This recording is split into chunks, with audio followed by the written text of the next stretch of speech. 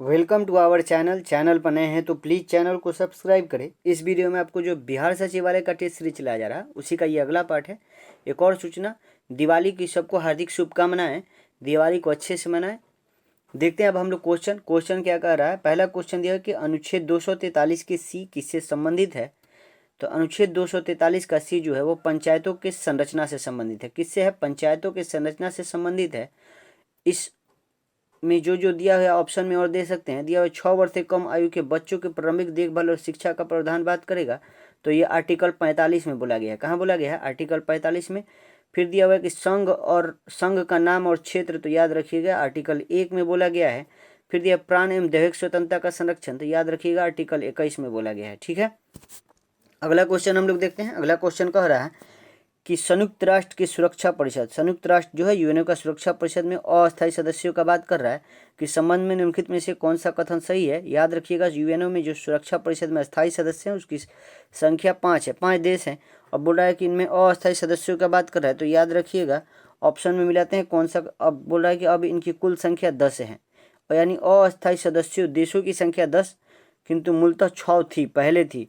ठीक है, ये राइट है। अगला बोला है केवल 2 वर्ष की अवधि के लिए ही निर्वाचित होता है। कोई भी अस्थायी सदस्य जो होता है वह 2 साल के ही निर्वाचित है। आगे दिया है कूट भाषा में सही उत्तर चुनना है।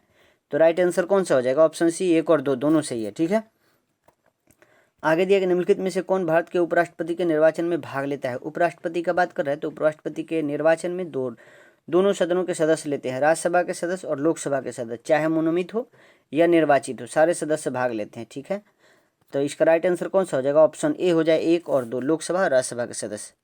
अगला क्वेश्चन देखते हैं कि संविधान सभा द्वारा राष्ट्रीय ध्वज को कब स्वीकार किया गया था। तो संविधान सभा द्वारा हमारे राष्ट्रीय ध्वज को 22 जुलाई 1947 को इसको स्वीकार किया गया था। कब? 22 जुलाई 1947 को। फिर बोल रहा है किस चार्टर अधिनियम के तहत भारत में दास प्रथा को अवैध घोषित किया गया था। क्या बात कर रहे हैं यहाँ? दास प्रथा को किस चार्टर अधिनियम? तो याद रखिएगा 1833 के चार्टर अधिनियम के तहत 1843 में दास प्रथा को खत्म किया गया था। ठीक है, लॉर्ड एलनब्रो के समय। अगला क्वेश्चन दिया कि सार्वजनिक धन का संरक्षक कौन होता है। सार्वजनिक धन का संरक्षक जो होता है वो सीएजी होता है। कौन होता है? सीएजी होता है। ठीक है, option D is right answer. अगला क्वेश्चन हम लोग देखते हैं। अगला क्वेश्चन करते हैं राज्य लोक सेवा आयोग के सदस्यों को निम्नलिखित में से किसके द्वारा निष्कासित किया जा सकता है।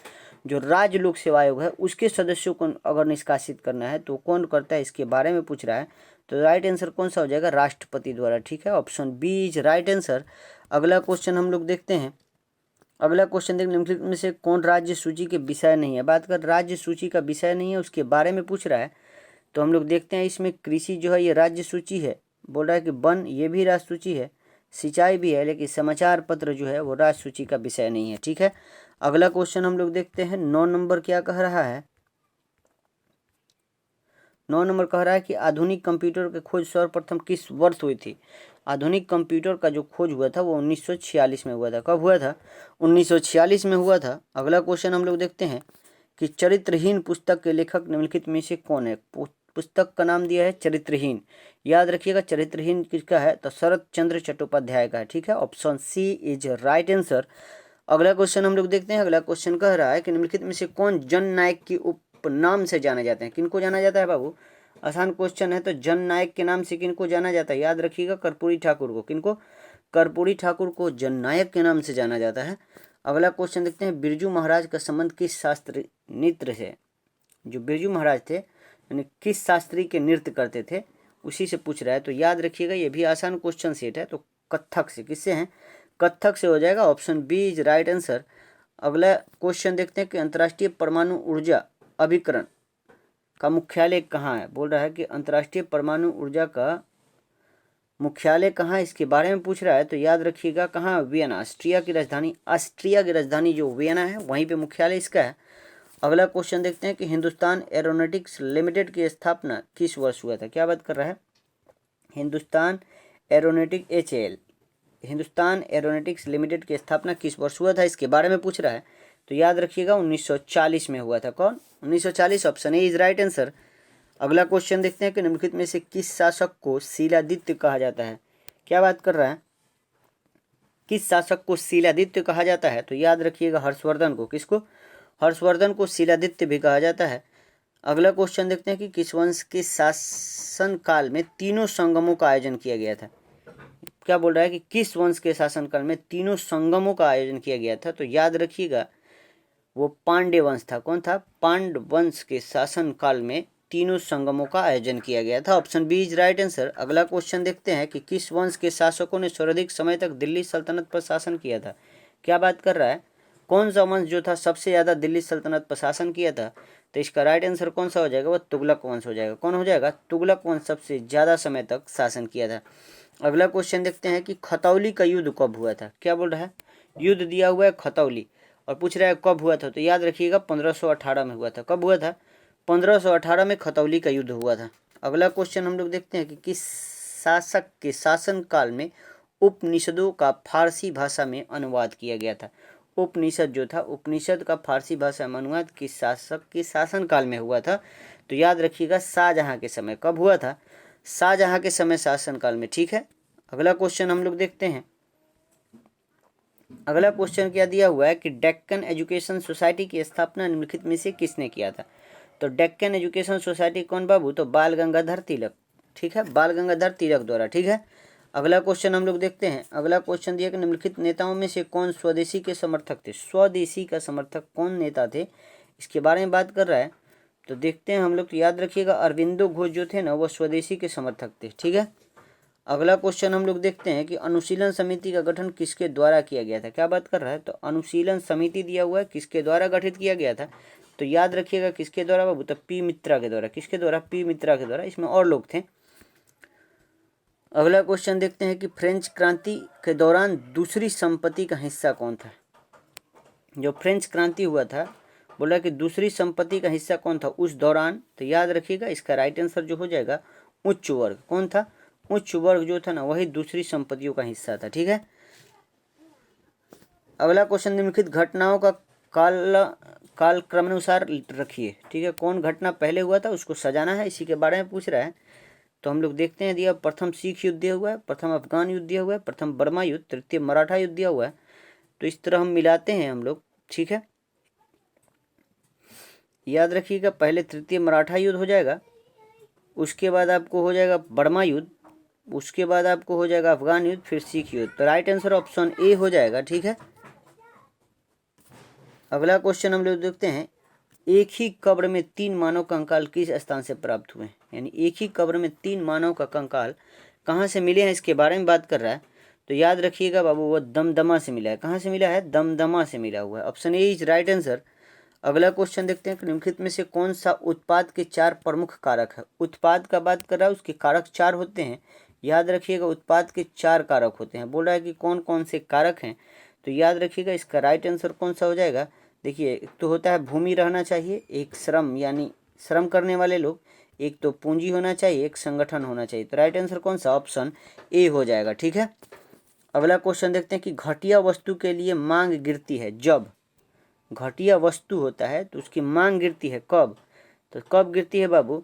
जब आय बढ़ती है। कब आय बढ़ती है तो घटिया वस्तु की मांग गिर जाती है। ठीक है, अगला क्वेश्चन देखते हैं कि राजस्व घाटे की अपेक्षा राजकोषीय घाटा सदैव रहेगा।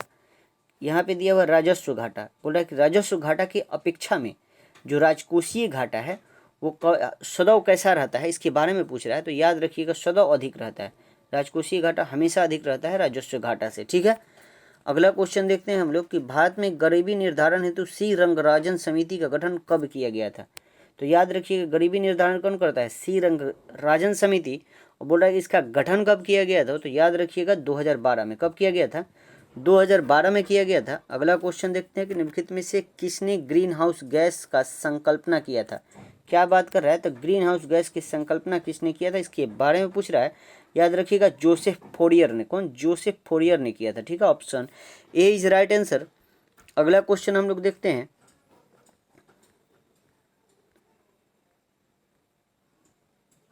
अगला क्वेश्चन दिया कि निम्नलिखित में से कौन सा सही सुमेलित नहीं है का बात कर रहा है, कि नहीं है उसके बारे में पूछ रहा है।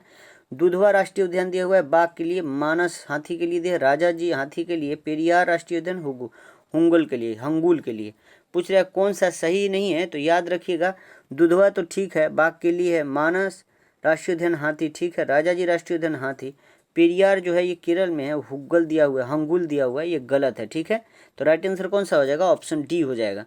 अगला क्वेश्चन देखते हैं कि युमथांग घाटी किस राज्य में स्थित है। कौन घाटी की बात कर रहा है, तो युमथांग घाटी दिया हुआ है, तो युमथांग घाटी सिक्किम में है। कहाँ पे है बाबू, सिक्किम में है। अगला क्वेश्चन देखते हैं कि निम्नलिखित में से कौन सा जल डमरू मध्य ऑस्ट्रेलिया और तस्मानिया को अलग करता है। क्या बात कर रहा है, ऑस्ट्रेलिया और तस्मानिया को कौन सा स्टेट अलग करता है, उसके बारे में बात कर रहा है। तो बहुत आसान क्वेश्चन है, कौन सा बाबू, बांस जल संधि जो है वही अलग करता है तस्मानिया को ऑस्ट्रेलिया से। ठीक है, अगला क्वेश्चन, गेहूं की खेती के लिए क्या आवश्यक है। गेहूं का खेती जो होता है उसके लिए आवश्यक क्या है, तो याद रखिएगा संयम ताप और संयम वर्षा। ठीक है, यानी कम वर्षा कम ताप दोनों चाहिए। ठीक है, option B is right answer.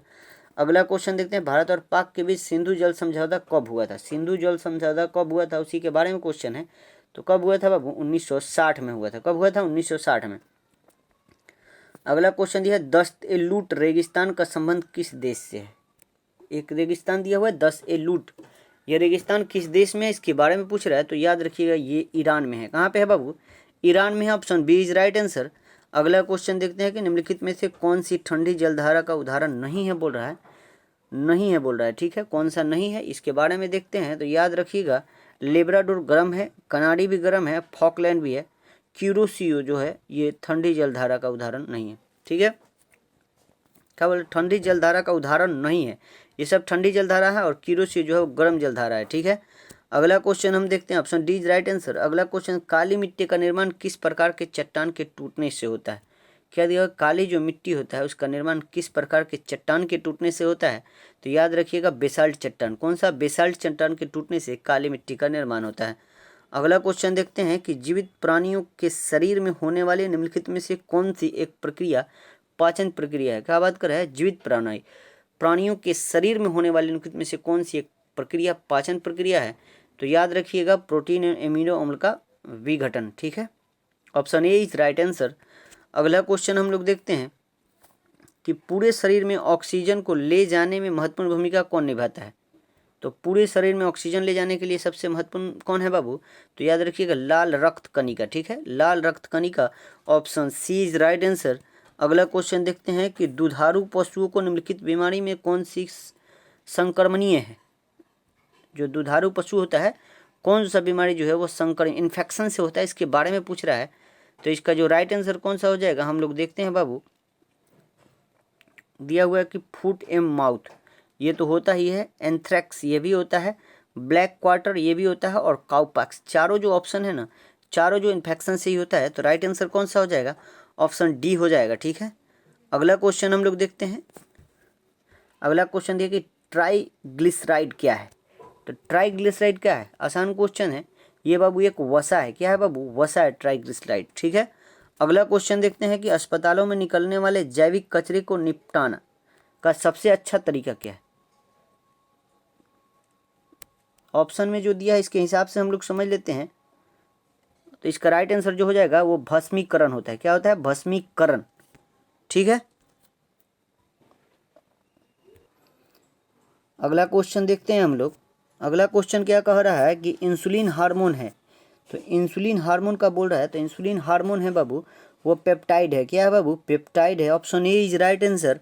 अगला क्वेश्चन हम लोग देखते हैं कि लंबे समय तक कठोर शारीरिक कार्य के पश्चात मांसपेशियों में थकान का अनुभव होने का कारण क्या होता है। तो याद रखिएगा लैक्टिक अम्ल का संचय जमाव। ठीक है, option D is right answer. अगला क्वेश्चन हम लोग देखते हैं कि जीवित प्राणियों की क्रमिक विकास की दृष्टि से निम्नलिखित में से कौन सा एक क्रम विकास का सही अनुक्रम है, इसके बारे में पूछ रहा है। तो इसका जो राइट आंसर है हम लोग मिला लेते हैं, सार्क, कच्छप और उदबिलाव। राइट आंसर ऑप्शन बी हो जाएगा। ठीक है, अगला क्वेश्चन देखते हैं कि निम्नलिखित में से कौन सा धनात्मक आवेश रहित है। यहाँ पॉजिटिव पूछ रहा है कि कौन सा है, तो याद रखिएगा कौन सा हो जाएगा, बीटा कौन हो जाएगा, option C is right answer. अगला क्वेश्चन हम लोग देखते हैं कि लिटमस विलियन जब ना तो अम्लीय होता है और न ही क्षारीय, तब वो किस रंग का होता है। लिटमस जो होता है जब ना अम्लीय होगा ना क्षारीय होगा, तो उसका रंग कैसा होता है, तो याद रखिएगा वो बैगनी होता है, नीला ही होता है, बैगनी। ठीक है, option D is right answer. ठीक है, अगला क्वेश्चन हम देखते हैं कि निम्नलिखित में से कौन सा एक अदिश राशि का उदाहरण है। अदिश राशि का बात कर रहा है तो बल, वेग, विस्थापन सब सदिश राशि है, संवेग भी सदिश राशि है। यहाँ बोल रहा है अदिश राशि का, तो ऊर्जा जो हो जाएगा ना एक अदिश राशि है। ठीक है।